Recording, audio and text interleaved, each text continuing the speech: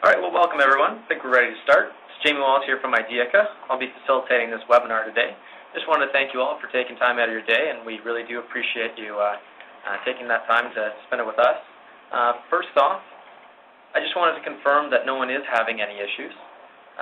We do have the chat feature just on the side there if you are experiencing any other issues. Just please send a note to us just describing any difficulties, and we'll see how best to facilitate that. Also, with regards to logistics, we are muting everyone just to prevent any sound interference and things like that. But on the same note, we are open for questions. So if you do have anything related to the content, we ask that you please send a note via that same chat, and we'll park it for the end of the webinar. We'll be able to best answer those. And as for introductions, we'll be starting with Valerie Prendergast. She's a practice lead for our portals and collaboration practice. She has over 16 years of experience across a wide variety of industries that you see up there on the slide, as well as Diane Coupery, our own HR director. She has over 15 years of experience in the field, and she's held both consulting and internal HR roles.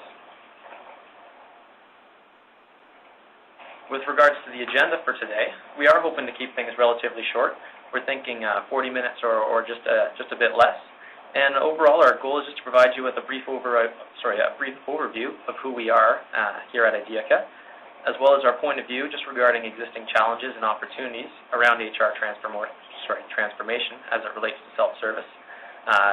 In doing so, we'll be leveraging some information from groups like Cedar Crestone, Towers Watson, as well as the Shared Service Institute. And we'll also be drawing from the collective experience of both Val and Diane. Following that, we'll be providing some best practices around self-service and finishing with that question period that if you do have any questions, we'll be parking as we go. So as for who we are at Ideaca, we're a Canadian consulting firm. We're now celebrating our 10th year.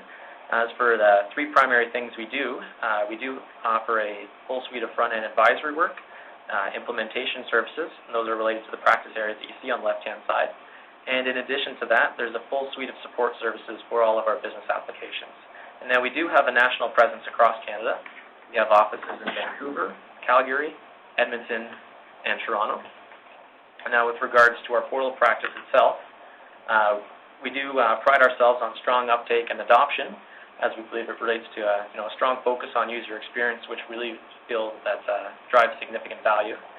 As well as something unique is we take a very benefits-driven approach to our solutions, and as to what we mean by this, it's a strong focus on a relatively small set of benefits that really capture the reason that the technology is being implemented, rather than just the system going live.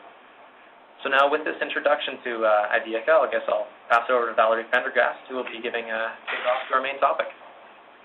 Hello, everyone, and again, thank you for spending time with us today. So we're going to talk a little bit about self-service and how it evolves your organization. So HR transformation has been a high priority since the 1990s, and it was around the same time that the notion of portals to act as a gateway to the enterprise were conceived. The two somehow got intermingled, and many organizations thought that a portal was going to be the silver bullet, and that by putting information there, HR would be magically transformed. The term HR transformation has become synonymous with implementing new technology, centralizing administration functions, or transitioning to shared services or business process outsourcing. However, these efforts alone will not produce the desired results for the business. Senior executives still hold a view that the HR service delivery is based on a pyramid model in which most of the work that HR does is administrative in nature, and it defines a traditional view of HR transformation with significant focus placed on initiatives such as process standardization or implementation of HR systems and tools. Companies need to understand that the tool is the element of getting the benefit, but it cannot be your only focus. You must think of it holistically to actually achieve your desired results. With that, I'll hand it over to Diane. Thank you, Valerie.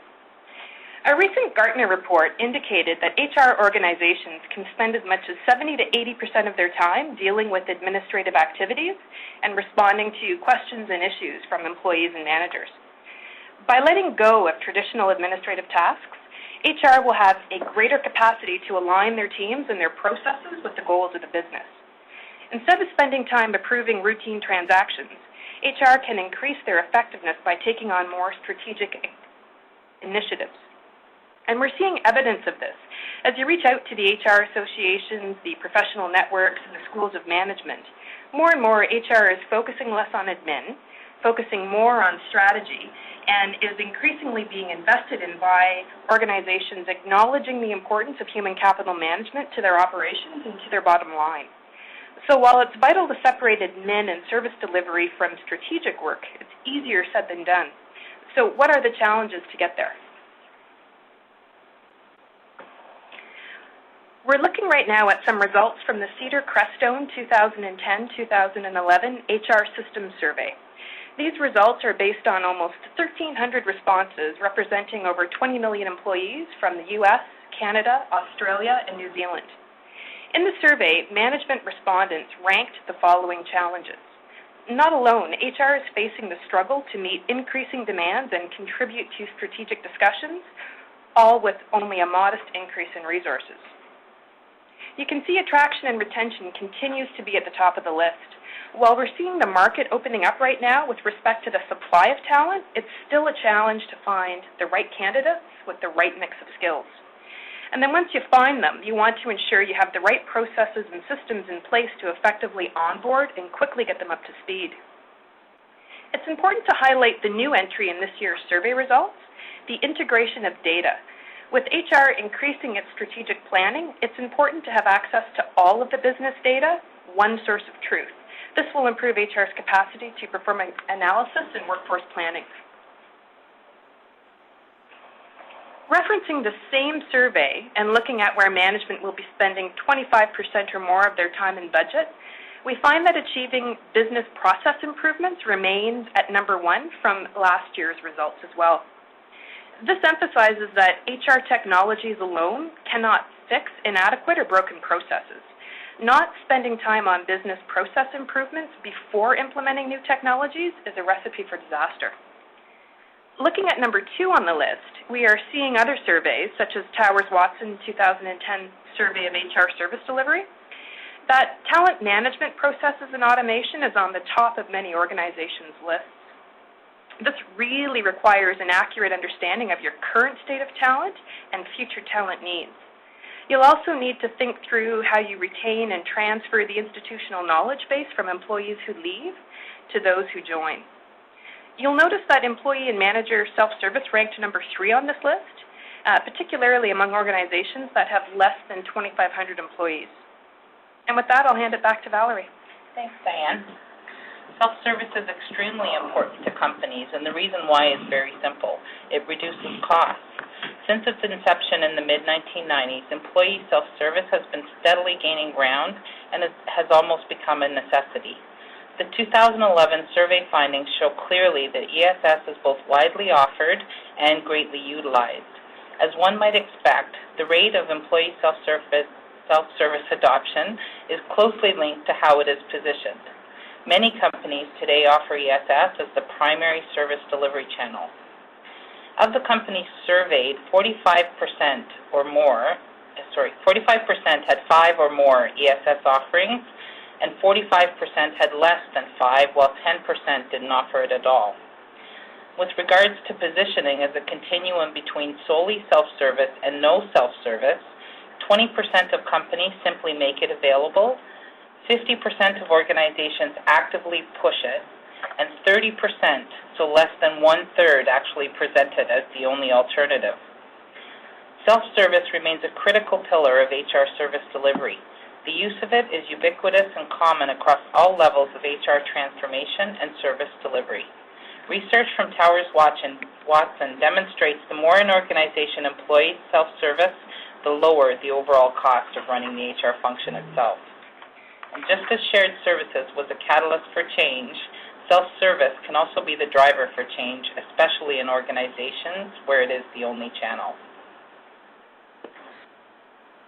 From a manager self-service perspective, while it received a later start than employee self-service and the pace of adoption has been slower, nevertheless, it has reached an apparent tipping point at which the majority of companies now offer some form of manager self-service, and in many cases position it as the primary service channel.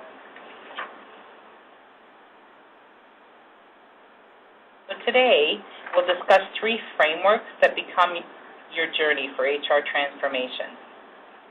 As I talked about earlier, the frameworks are tools that you can use to determine how best to evolve an enterprise solution in order to optimally meet your business-specific objectives. Transformation of this nature is not just an HR function, and it will affect all aspects of your business and require organizational change at all levels, including senior-level championship. So in stage 1 is typically where you'd see a baseline knowledge base forming, and it's primarily around communication. Stage 2, historically, is the self-service intranet, and it's usually the low-hanging fruit that provide the most benefits to organizations. And it continues to provide easily measurable benefits that result in reduced employee overhead and streamlined business processes. And in stage 3, processes are fully integrated and you provide a seamless user experience.